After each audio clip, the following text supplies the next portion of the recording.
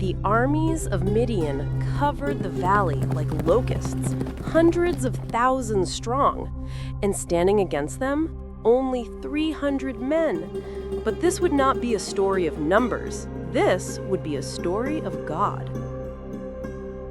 The land is silent until distant thundering hooves echo. Torches appear in the hills. Midianite raiders charge in like a swarm of locusts. They burn crops, steal food, seize livestock. Terror fills the night.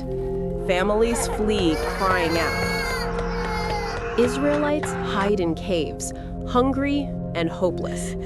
A young man steps out of the shadows. Gideon, humble, unsure, carrying sacks of wheat. Gideon threshes wheat in secret, down in a winepress, hiding from the Midianites. Suddenly, a light breaks through the trees.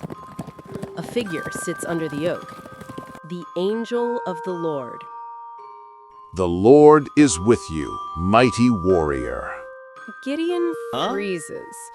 He looks around. Surely this is for someone else. Gideon, confused, struggling. If the Lord is with us, why has all this happened? Where are all his wonders our fathers told us about? The angel stands. His eyes pierce Gideon's doubts. Go in the strength you have. You will save Israel from Midian's hand. I am sending you. Gideon steps back, shaken. But Lord, how can I save Israel? My clan is the weakest, and I am the least in my family. I will be with you. You will strike down the Midianites as one man. Gideon prepares food, meat, bread, and broth, and sets it before the angel. If I have found favor, give me a sign. The angel touches the food with his staff. Fire erupts from the rock, consuming everything instantly. The angel vanishes. Gideon falls to his knees, trembling. I have seen the angel of the Lord face to face. Night. God speaks to Gideon again. Tear down your father's altar to Baal. Break the Asherah pole beside it. Build an altar to the Lord.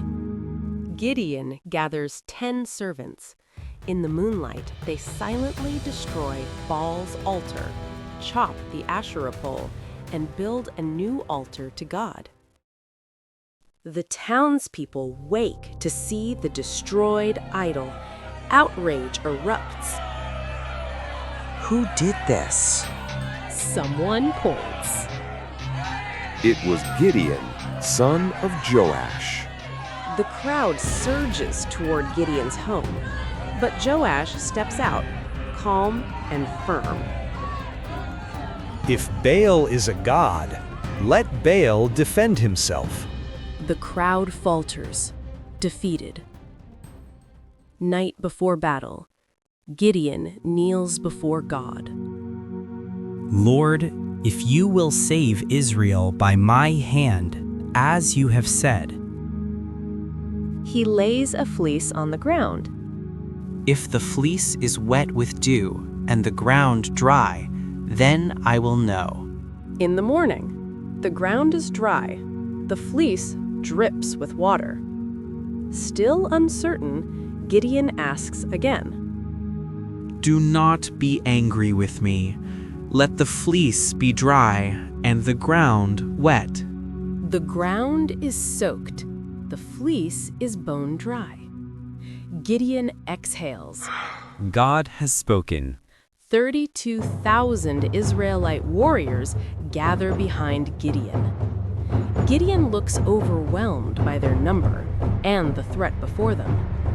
Across the valley, 135,000 Midianites, tents stretching endlessly. God speaks. Gideon, your army is too large. Israel would boast, saying they saved themselves. Gideon hesitates. An army too big? Tell the fearful to go home. Gideon steps forward. If anyone is afraid, you may leave. A hush. Then 22,000 men walk away. 10,000 remain. Still too many. Bring them to the water. The men kneel to drink. Some cup water with their hands, staying alert. Others drop to their knees and drink carelessly. God speaks. Separate them. Those who lap water with their hands, 300. Those who kneel, thousands. Gideon's heart sinks. With the 300 men, I will save Israel.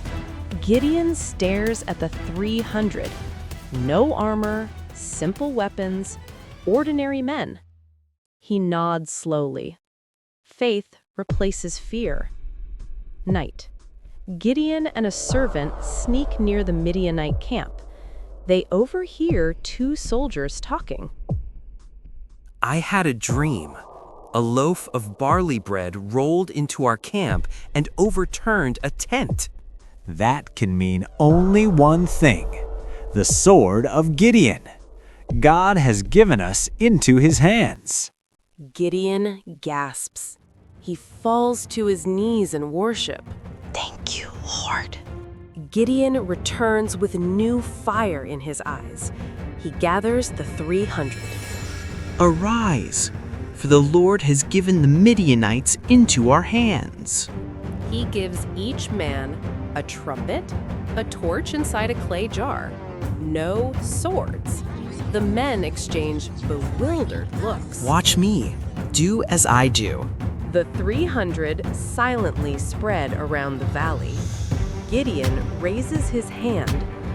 A long breath. He brings it down. Immediately, crash. The men smash their clay jars. Torches explode with light. Trumpets blast like thunder across the valley. All 300 men. The sword of the Lord and of Gideon! Panic erupts in the Midianite camp. Men stumble out of tents, blinded by torches, confused by shouts. In terror, they swing swords at each other, thinking they're surrounded by thousands. Chaos, stampedes, total fear. The Midianite army collapses. They flee into the night. The Israelites pursue the fleeing Midianites. The dawn rises on a freed land. Gideon stands on a ridge, torch in hand, looking over the battlefield. His 300 gather around him, tired but victorious. The Lord has saved Israel. He looks upward. Hope returns to the land. The story of Gideon teaches that God does not look for the strongest or the most confident, but for those willing to trust and obey him. By reducing Gideon's army to almost nothing, God shows that true victory does not come from numbers, power, or human strength, but from faith and dependence on him, so that when success comes, the glory belongs to God alone. May God give you courage when you feel small, peace when the way feels uncertain, and faith to trust him even when your strength seems not enough. May he guide your steps, strengthen your heart, and remind you that with him, even the few can overcome the many. Thank you for watching. If this story encouraged you, please like, subscribe, and turn on notifications so you won't miss more stories of faith, hope, and God's faithfulness.